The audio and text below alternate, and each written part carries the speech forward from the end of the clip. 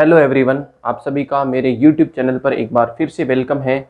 अपनी जैसा कि आप सबको पता है कि अपने इस यूट्यूब चैनल पर एनसीईआरटी सिलेबस जो पूरे भारत में चल रहा है, सीबीएसई आरबीसी कोई भी स्टूडेंट देख सकता है। हिंदी मीडियम, इंग्लिश मीडियम, देखो कोई इंग्लिश मीडियम का स्टूडेंट देखता है तो उसको उसके लिए भी बेनिफिट है। तो इंग्लिश मीडियम में क्या दिक्कत होगी, बस आपको कुछ कुछ वर्ड्स होंगे, मैं वो वर्ड्स को इंग्लिश में ट्रांसलेट करता ही हूँ। और हिंदी मीडियम के स्टूडेंट्स को तो पता ही है, ठीक है। तो ये पूरे भारत में सेम सिलेबस है। तो आज का चाहे आप एनसीईआरटी का स्टूडेंट मतलब कोई सीबीएसई का स्टूडेंट देख रहा हो, चाहे आरबीसी स्टूडेंट देख रहा हो, उन दोनों के लिए सिलेबस सेम है, ठीक है। तो आज अपने क्या करते हैं, एक्सरसाइज 5.1 जो शुरू चल रही है अपनी, अभी तक लेक्चर 3 हो चुके हैं, आज लेक्चर नंबर 4 है। 3 लेक्चर्स में मैंने क्वेश्चन नंबर 12 तक करवा दिए। यदि मेरे आपको पीडीएफ चाहिए तो मेरे टेलीग्राम चैनल से जुड़ जाइए। मेरे टेलीग्राम चैनल का नाम है मैथ्स गुरु, MATHSGURU। 55 सब्सक्राइबर है, आप इसको सब्सक्राइब कर लेंगे तो वहाँ पर आपको पीडीएफ मिल जाएंगी। तो चलो शुरू करते हैं अपना क्वेश्चन। तो क्वेश्चन नंबर 13 क्या कहता है, फंक्शन दे रखा है x + 5 x <= 1 और x - 5 x <= 1। तो आपको x = 1 पर चेक करना है क्या ये सतत है या नहीं है। तो सॉल्व करते हैं। x बराबर 1 पर फलन, सबसे पहले देखो फलन कौन सा होगा, फलन हमारा पहला या दूसरा। देखो बराबर कहाँ दे रखा है, यहाँ दे रखा है। तो फंक्शन हमारा क्या होगा, x + 5 होगा। और 1 पर वैल्यू की बात करें तो कितनी हो जाएगी, 1 + 5 6 हो जाएगी, ठीक है। तो x = 1 पर अब अपने बात क्या करते हैं, x = 1 पर बाईं सीमा। तो बाईं सीमा की बात कर लेंगे तो बाईं सीमा हमारा क्या हो जाएगा, x <1। तो <1 भी यही फंक्शन होगा। तो f(x) = हमारा x + 5 ही होगा। और इसको जब सॉल्व करेंगे तो limit h tends to 1 negative f(x) बराबर limit h tends to 0 f1 - h। जहाँ x है वहाँ 1 - h पुट कर दीजिए। तो f1 - h की वैल्यू आपके पास कितनी आ जाएगी, limit h tends to 0 1 - h + 5। तो हम इसको जब सॉल्व करेंगे तो लिमिट h टेंड्स टू 0 ये हो जाएगा 6 - h। और जब हम यदि लिमिट अप्लाई कर देंगे तो हमारे पास देखिए कितना आ जाएगा। ये चैनल का नाम है, ये आप सब्सक्राइब जरूर कर लेना, ठीक है ना। लिमिट अप्लाई करते हैं अपने, तो जब लिमिट अप्लाई करते हैं तो देखो क्या आ जाता है, लिमिट अप्लाई किया तो f1 - h की वैल्यू कितनी आ जाएगी, 6 - 0। तो 6 - 0 का मतलब 6 आ गया। तो ये भी 6 था, वो भी 6 है। अभी तक x बराबर 1 पर सतत है, ठीक है। x बराबर 1 पर दाईं सीमा चेक करते हैं अब। तो दाईं सीमा का मतलब क्या हो गया, x > 1। x > 1 चेक करते हैं, ठीक है। फंक्शन कौन सा होगा, पहला या दूसरा। देखो स्पष्ट दिख रहा है, दूसरा फंक्शन होगा x - 5, ठीक है। तो हम जब इसको सॉल्व करने जाएंगे तो limit x tends to 1 positive f(x). जब इसको सॉल्व किया तो देखिए क्या आ जाएगा, limit h tends to 0 f1 + h आ जाएगा, ठीक है।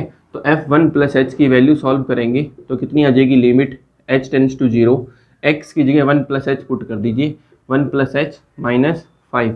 तो f1 + h की वैल्यू कितनी आ जाएगी, limit h tends to 0 h - 4 हो जाएगी, ठीक है। और यदि हम लिमिट अप्लाई कर देंगे तो हमारे पास देखो लिमिट अप्लाई करने पर क्या आ जाएगा, f1 + h = हो जाएगा 0 - 4। तो 0 - 4 का मतलब -4। तो जैसा कि आपको पता है कंटिन्यूटी की डेफिनेशन क्या होती है, जो सतत की परिभाषा क्या होती है, कंटिन्यूटी की डेफिनेशन की बात करें तो हमारे पास डेफिनेशन ये कहता है कि फंक्शन की वैल्यू पॉइंट पर, फंक्शन की बाईं सीमा और फंक्शन की दाईं सीमा, तीनों की तीनों वैल्यू इक्वल होनी चाहिए। यदि वो इक्वल है तो वो कंटिन्यूटी है, यदि वो इक्वल नहीं है तो कंटिन्यूटी नहीं है। तो हम देख रहे हैं कि ये वाली वैल्यू -6 नहीं है, कि भाई f1 - h और f1 + h ये तीनों बराबर, ये दो तो बराबर है लेकिन ये बराबर नहीं है। इसीलिए हम क्या कह देंगे, x बराबर 1 पर फलन सतत नहीं है। तो यहाँ पर डिसकंटिन्यूटी लिख देंगे, ठीक है। इंग्लिश मीडियम की स्टूडेंट आप लिख दो, where x = 1 function is discontinuity, ठीक है। फंक्शन आपका डिसकंटिन्यूटी हो जाएगा। तो आई होप आपको जो क्वेश्चन मैंने समझाया समझ आया होगा, ठीक है। वीडियो को पॉज करके नोट कर लीजिए, चलेंगे अपने नेक्स्ट क्वेश्चन पे, ठीक है।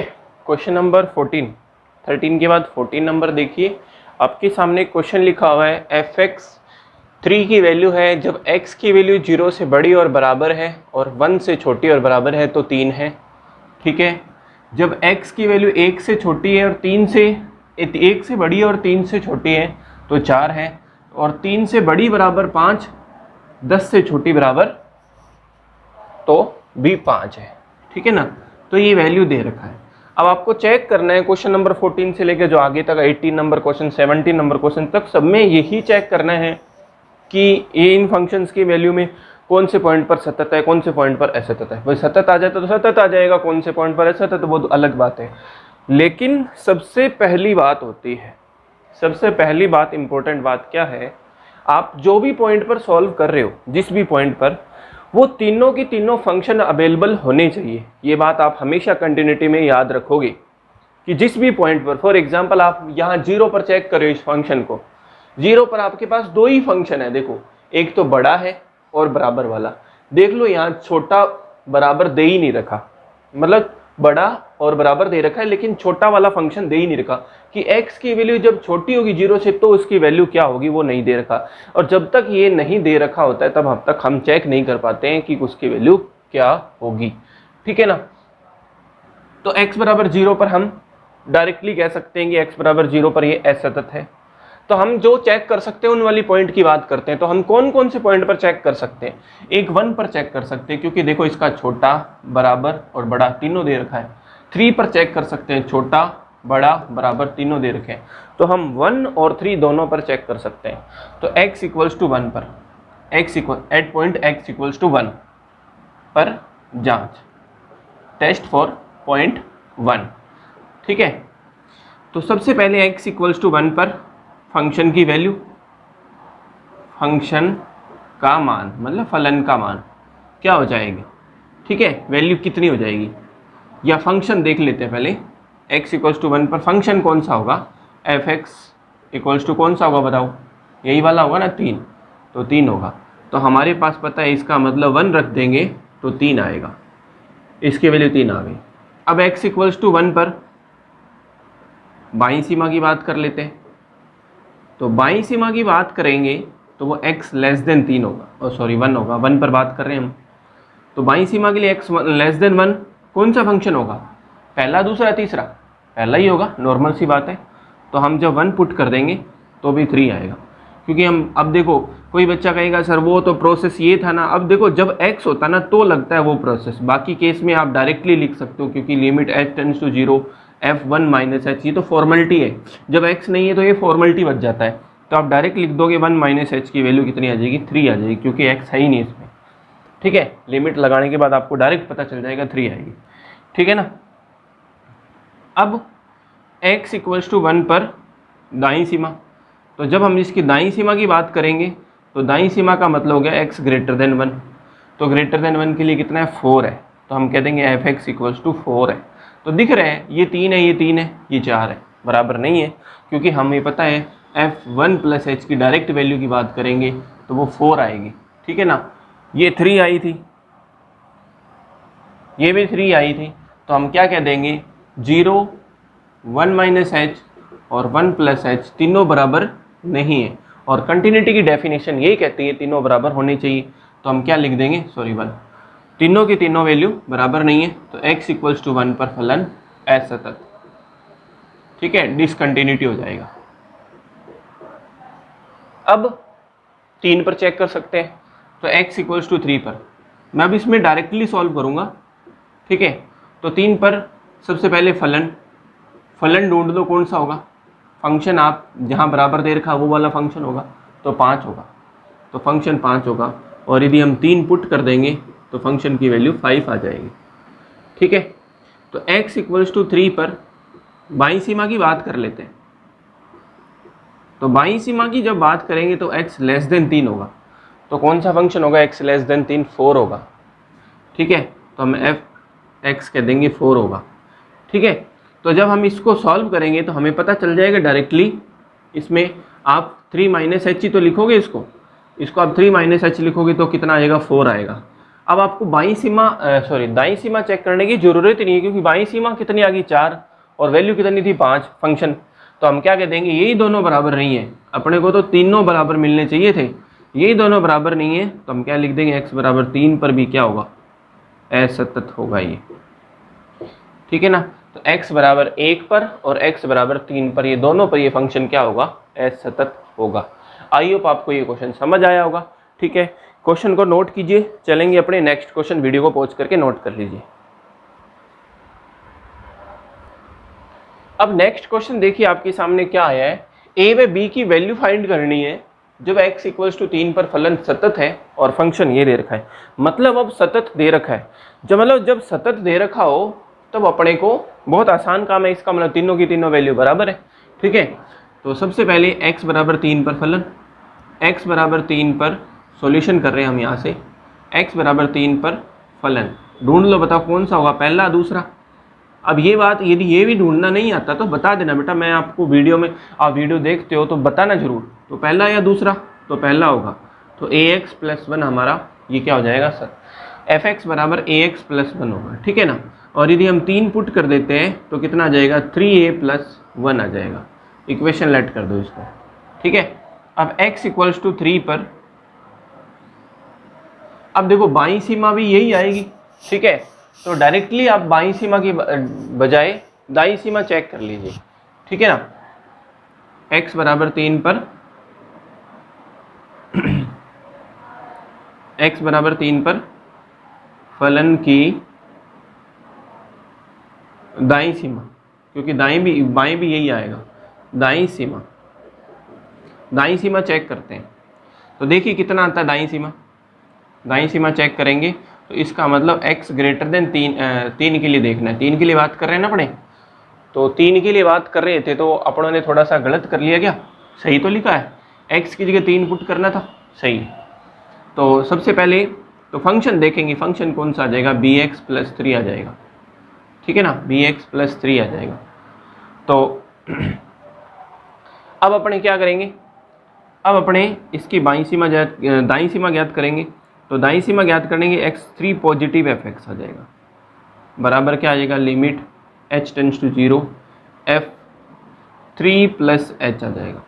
तो f3 प्लस h की वैल्यू निकालने जाएंगे तो x की जगह 3 प्लस h रख दो, तो limit h tends to 0 b3 plus h plus 3, ठीक है। जब हम इसको सॉल्व करेंगे तो कितना हो जाएगा, ज़रा देखो, ये हो जाएगा 3b प्लस bh प्लस 3, और यदि हम लिमिट अप्लाई कर देंगे तो देखो कितना आ जाएगा, लिमिट अप्लाई, और यदि हमने लिमिट अप्लाई किया तो देखो हमारे पास क्या आ जाएगा, ये आ जाएगा f3 प्लस h की वैल्यू आ जाएगी कितनी, ये आ जाएगी 3b प्लस 3, 3b प्लस 3 आ जाएगा। अब आपको कि सर बाईं सीमा क्यों नहीं की, तो देखो मैं नॉर्मली रफली बता देता हूँ, एक बार क्वेश्चन सेकंड बना लो, बाईं सीमा यही आएगी, चेक कर लो चाहे, ये मैं रफली बता रहा हूँ। बाईं सीमा के लिए x लेस देन 3 देखोगे, लेस देन 3 के लिए फंक्शन कौन सा होगा, ax प्लस 1, मिटा दूंगा इसको मैं बाद में, रफली समझा रहा हूँ, ठीक है। यही आएगी, क्यों आएगी मेरे को पता है, फंक्शन की लेस देन और 1 दोनों पर यही फंक्शन है, मतलब लेस देन और इक्वल दोनों पर सेम है, तो फंक्शन यही आने वाला है, चेक कर सकते हैं आप, ठीक है। बाईं सीमा के लिए आप क्या करोगे, यहाँ 3 माइनस h ही तो पुट करोगे प्लस 1, तो जब इसको सॉल्व करोगे वो 3a माइनस ah प्लस 1 और लिमिट लगा दोगे तो 3a प्लस 1 बनेगा कि नहीं बनेगा, और ये भी तो क्या है 3a प्लस 1। तो हमें ज़रूरत नहीं रहती है कोई एक ही सॉल्व करो, आपके पास आ जाएगा, ठीक है ना, इसीलिए नहीं किया। तो अब अपने को पता है कि फंक्शन क्या है, x बराबर 3 पर सतत है, x बराबर 3 पर फलन सतत है, ये पता है हमें, ठीक है ना, सतत है। तो हम क्या कह देंगे, इसीलिए f3 और 3 प्लस h की वैल्यू बराबर होगी, that for example equation first और इक्वेशन सेकंड बराबर होगा, ठीक है ना। Then equation first and second, समीकरण 1 व 2 से क्या करेंगे, दोनों को बराबर रख देते हैं। तो ये इधर तो मान है 3a प्लस 1 और इधर क्या है 3b प्लस 3, ठीक है। तो 3b को इधर ले आओ, 3a माइनस 3b बराबर 3 माइनस 1, तो यहाँ से कितना आ जाएगा, 3 कॉमन लेने के, a माइनस b बराबर 2, तो a माइनस b की वैल्यू आ जाएगी 2/3, ठीक है, a माइनस b की वैल्यू 2/3 आ जाएगी। अब हमें तो ए और बी दोनों की वैल्यू अलग अलग बतानी थी, ठीक है। क्वेश्चन में और कुछ नहीं दे रखा क्या, क्वेश्चन में आपके पास x बराबर 3 पर सतत इतना ही लिखा हुआ है, ठीक है। अब आपको a माइनस बी, एक इक्वेशन और मिल जाती तो काम बन जाता अपना, ठीक है। a minus B equals to 2/3 आया, तो अब आप क्या करोगे, अब आपको बताना है कि इसका मतलब अब इसमें इक्वेशन से आपको वैल्यू निकाल लो किसी एक की और फिर उसको उस दूसरी समीकरण में पुट कर देंगे, ठीक है। फॉर एग्जाम्पल के तौर पर जैसे मान लो मैंने b की वैल्यू निकाली या a की वैल्यू निकाली, 2/3 प्लस b आ जाएगा, वो तो सेम ही मिलेगा। अब आपके पास ये वाली वैल्यू, ये वाला हमारा क्या हो जाएगा, इस क्वेश्चन के लिए सॉल्यूशन मिल जाएगा, ठीक है ना। तो हम देखेंगे इस क्वेश्चन में आगे क्या अप्रोच लगानी है अपने को। तो आपके सामने जो आया है वो यही आंसर होगा, मतलब अब ज़्यादातर आंसर आप क्या लिख सकते हो, ये लिख सकते हो कि a बराबर b उधर भेज दो, b प्लस 2/3, ठीक है ना, ये लिख सकते हो। भाई इसमें रिलेशन अपने को पूछा है कि भाई इसके बीच में क्या रिलेशन बनेगा, तो ये रिलेशन बनेगा, ठीक है। आई होप आपको ये समझ आएगा। देखो वैल्यू कब आ जाती, दोनों में से किसी एक की वैल्यू आपको पता होती ना तो वैल्यू आ जाती, ठीक है ना, उससे बाद आप वैल्यू नहीं फाइंड कर सकते, दोनों में से एक वैल्यू आपको पता होनी चाहिए। नेक्स्ट क्वेश्चन देर का क्वेश्चन नंबर 18, x बराबर 0 पर सतत है तो लैम्डा की वैल्यू बतानी है और x बराबर 1 पर आपको टेस्ट करना है इसका, वो टेस्ट आप खुद करोगे। अपने x बराबर 0 पर ये सतत है अपने को पता है, तो अपने लैम्डा की वैल्यू बता देंगे, ठीक है। तो x बराबर 0 पर फलन देखो, सबसे पहले x बराबर 0 पे फलन क्या हो जाएगा, fx बराबर लैम्डा x² माइनस 2x हो जाएगा। और यदि हम यहाँ x की जगह 0 पुट करते हैं तो लैम्डा 0 माइनस 0, देन f0 की वैल्यू 0 हो जाएगी, ठीक है ना, f0 की वैल्यू 0 हो जाएगी। अब x बराबर 0 पर बाईं सीमा चेक कर लो, दाईं सीमा में देखो लैम्डा है ही नहीं, मतलब ही नहीं है, ठीक है ना, तो बाईं सीमा चेक कर लो, क्योंकि अब जब तक आप लैम्डा नहीं होगा आपके पास, आप सॉल्यूशन कैसे निकालोगे, तो बाईं सीमा, तो दाईं सीमा भी बता दूंगा मैं आपको। x बराबर 0 पर बाईं सीमा चेक करेंगे तो x लेस देन 0, तो लेस देन 0 के लिए फंक्शन कौन सा होगा, ये हो जाएगा लैम्डा x² माइनस 2x, ठीक है ना। तो जब हम इसको सॉल्व करेंगे तो limit x tends to 0 negative fx, और आपको पता है हम जब हल करते हैं तो क्या हो जाएगा, ये मतलब इसका सिंबल है, सॉल्यूशन में देखो हमारे पास क्या आ जाएगा 0 माइनस h, तो हम सिंबल के तौर पे 0 माइनस h का यूज़ करते हैं, ठीक है। तो 0 माइनस h का मतलब हो गया माइनस h पुट कर दो, ठीक है। तो हम माइनस h का स्क्वायर और 2 माइनस h, ठीक है ना। और जब हम इसको सॉल्व करेंगे तो देखिए कितना आ जाएगा, ये आ जाएगा लैम्डा h² प्लस 2h, ठीक है। और जब हम लिमिट अप्लाई कर देंगे तो हमें दिख रहा है ये पूरा ही 0 हो जाएगा, लिमिट अप्लाई करने पर ये 0 हो जाएगा, क्योंकि जैसे हम लिमिट अप्लाई कर रहे हैं तो देखो क्या आ जाएगा,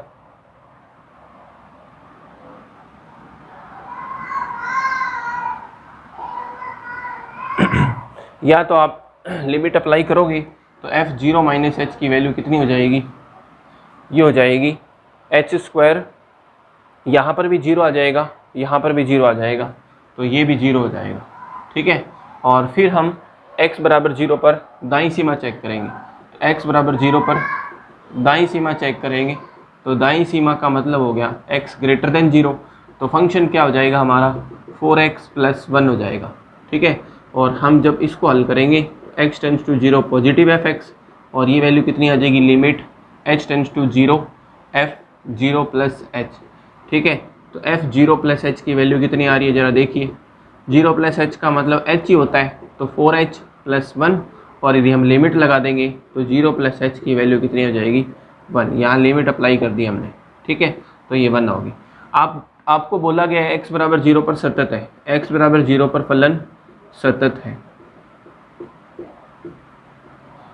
ठीक है, x बराबर 0 पर फलन सतत है, तो इसका मतलब ये हो गया कि आपके पास f0 और 0 माइनस h और 0 प्लस h तीनों के तीनों बराबर होंगे, ठीक है। तो इसकी वैल्यू आई 0, इसकी वैल्यू आई 0, इसकी वैल्यू आई 1, तो ये तो बराबर नहीं है, ठीक है। तो इसका मतलब क्या हो गया, तो ये हमने लिमिट अप्लाई करी है ना, तो यहाँ पर हम लिमिट न अप्लाई करके पहले देखते हैं कि लैम्डा की वैल्यू क्या हो सकती है। इसका मतलब लैम्डा की वैल्यू हम क्या रख सकते हैं कि हमारे पास ये वैल्यू 0 आए। तो ये जब दोनों 0 है तो ये 1 है, तो ये पॉसिबल ही नहीं है। ठीक है, तो हम ये कह सकते हैं कि लैम्डा की कोई वैल्यू नहीं आएगी हमारे पास। ठीक है, ऐसी कोई वैल्यू अवेलेबल ही नहीं है जिसके लिए फंक्शन क्या होगा, x बराबर 0 पर सतत होगा। ठीक है, तो आई होप आपको जो क्वेश्चंस आज मैंने कराए हैं वो समझ आए होंगे।